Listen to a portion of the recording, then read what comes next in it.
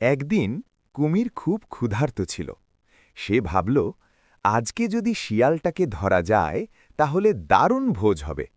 সে নদীর ধারে চুপচাপ কাঠের মতো শুয়ে রইল। শিয়াল এদিকে পানি খেতে এসে দেখল একটা কাঠ পড়ে আছে, কিন্তু সে খুব চালাক। সে মনে মনে বলল, এটা নিশ্চয়ই কুমির। তাই শিয়াল জোরে বলল, ওহ, এই কাঠটা তো একদম নড়ে না, আসল কাঠ হলে একটু নড়ত। কুমির ভাবল, ধরা পড়ে গেছি নাকি?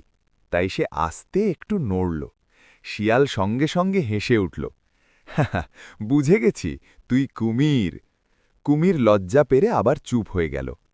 পরের দিন কুমির আবার প্ল্যান করল। এবার সে পানির মধ্যে লুকিয়ে রইল, শুধু চোখ বাইরে।